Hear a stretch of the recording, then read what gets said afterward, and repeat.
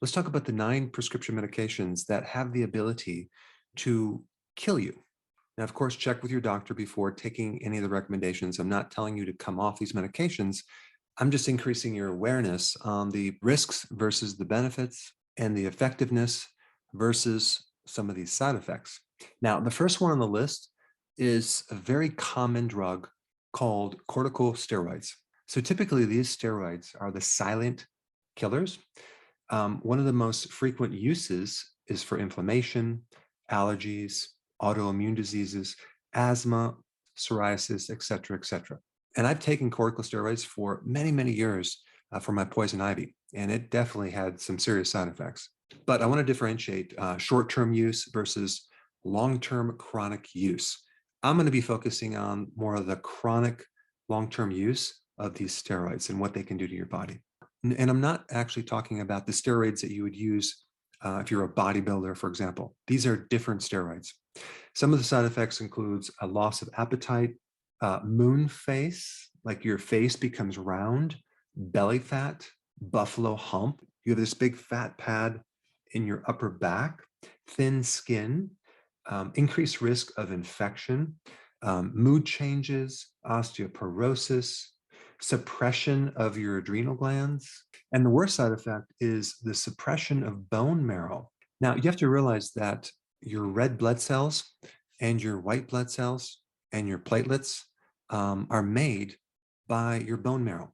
So when you suppress the bone marrow, it can lead to some pretty serious problems because eventually those cells are going to die and they can't be replaced. So you get a severe loss of white blood cells and you also get anemia, but you can lose your immune system. So a simple cold or you get the flu or even a simple sore throat can end up killing you. So people end up dying from very simple and mild infections. So just make sure if you're taking corticosteroids of a chronic nature that you get with your doctor and really understand these serious side effects. All right, number 2, chemotherapy.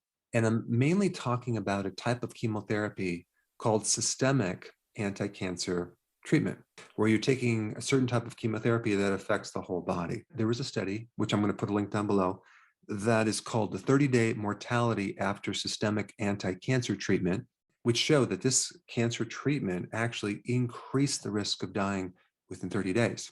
Now, the problem with chemotherapy is it kills more than the cancer. It kills off your own immune system. It kills healthy organ tissue. It doesn't differentiate. And the other problem is that it doesn't address the root cause of cancer, which is in the mitochondria. Instead, it targets the DNA of the cell. So a lot of the research right now on the root cause of cancer is actually in the mitochondria, not the DNA. And ironically, chemotherapy increases your risk of getting cancer. So the side effect of chemotherapy, which is supposed to get rid of cancer, ends up causing cancer. Maybe a secondary cancer after you get rid of your primary cancer, maybe a reactivation of the original cancer that you had that initially went in remission, because chemotherapy basically suppresses your immune system, the key system that helps to fight cancer and keep you alive. And over $200 billion just in the United States is spent on these cancer drugs and procedures and radiation therapy. And unfortunately, 40% of Medicare is spent in the last 30 days of one's life when they're battling, most of the time, cancer. All right, next one is antidepressants. 1 in every 8 people is on an antidepressant. Antidepressants can increase your risk of dying prematurely by 33%.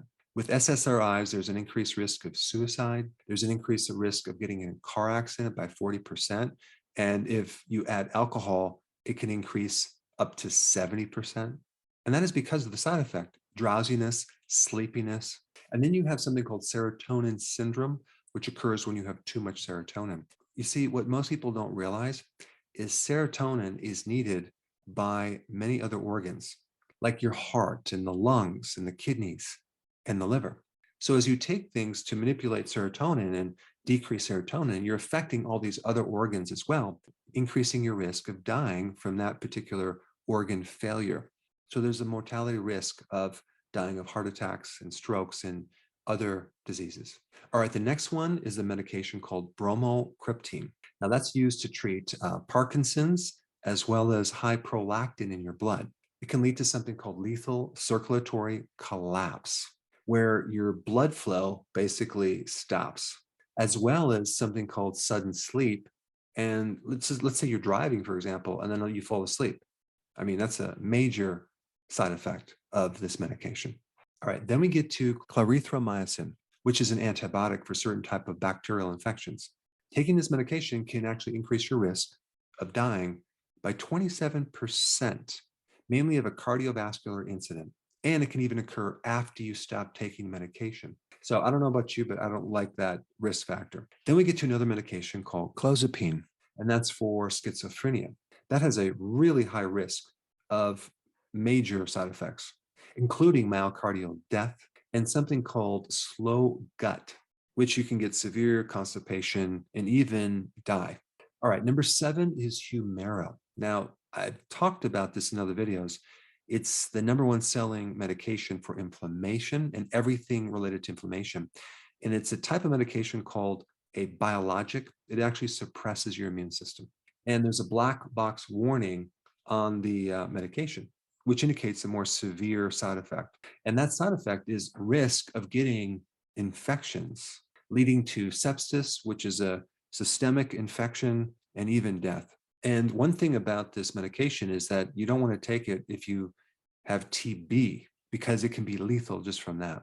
All right, then now we have colchicine. Now this medication is used to treat gout. And the FDA put a very high risk on this medication because it has significant toxicity, which can create death at small doses, like 35 milligrams. And lastly, we have digoxin, also known as lanoxin. And this medication is usually used for heart medication, for cardiovascular failure and atrial fibrillation. But the problem with this medication is it can increase your risk of dying by 20%.